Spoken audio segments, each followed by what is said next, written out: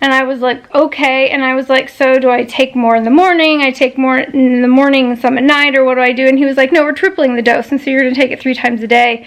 And I'm just like, oh, my poor body has so much medication.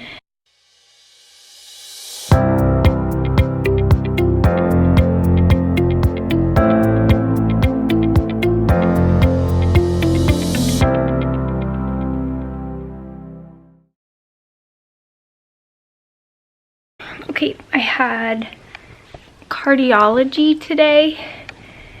It was literally just a follow-up to the appointment where I was prescribed the miracle meds. So I needed a follow-up like a week after that I could actually start the miracle meds. So, so my pharmacy couldn't find it. So where my current cardiologist is, he has an office in Dallas, and he has an office in McKinney. And the office in McKinney, like literally like 10 steps across the parking lot is another pharmacy.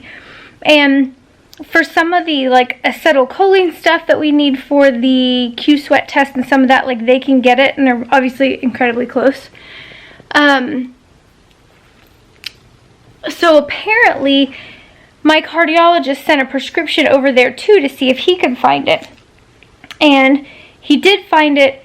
Ridiculously nice guy. And so he ended up getting my cardiologist to change my prescription from 30 days to 90 days so I could get he could get a ton of it in, and I could take about half of his stock, and then whenever I needed it again, he would have it already there, and so I could go back to him, and he wouldn't have to get it in from another supplier since there's a shortage and blah, blah, blah, blah, blah. So he did get it in for me. I started it maybe like a week and a half ago. Now this is the med that is supposed to be like a miracle for people with my POTS condition. And it literally has not done anything. Like, it's a blood pressure medication, and it's dropping my blood pressure. So here's a picture. This is the one I did last night, which is weird because the meds are supposed to only be active in my system for 6 hours, and I take it in the morning, so like 6:30. So by the time I go to bed at night, it shouldn't be any problem whatsoever, but dehydration is kicking my ass again and blah, blah, blah. So the follow-up today, so I had 3 appointments today, 2 different health systems, of course. And so I went to my office, my cardiologist office, and it always takes forever to get in to see him, which is one of the reasons I'm changing. And so 2 hours after my appointment time, I finally got to see him. And I'd already had an EKG, talked to the student, blah, blah, blah, blah, blah. And so he comes in, and so he was like, so how do you feel? And I was like, not a whole lot different. And I said, the brain fog is just horrible still. I said, it drops my blood pressure, but it's more of like a harm than it is a help, because it's not regulating anything, it's just dropping it.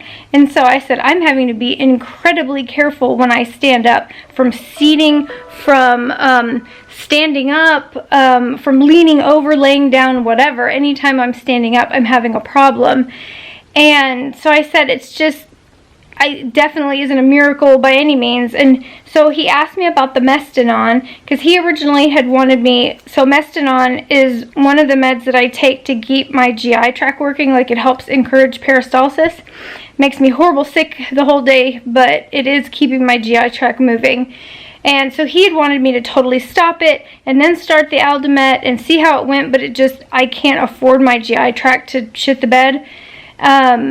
And so we ended up, between my GI and me talking, we ended up having the dose, and it's still 3 times a day. And so he said, so the Mestinon is getting your ganglions to fire, which is increasing my adrenaline. And he said, so the Aldomet is trying to fight that, and it's trying to lower my adrenaline. Even though it's just a blood pressure med, I still don't really understand why this is supposed to be a miracle, because it doesn't feel like a miracle.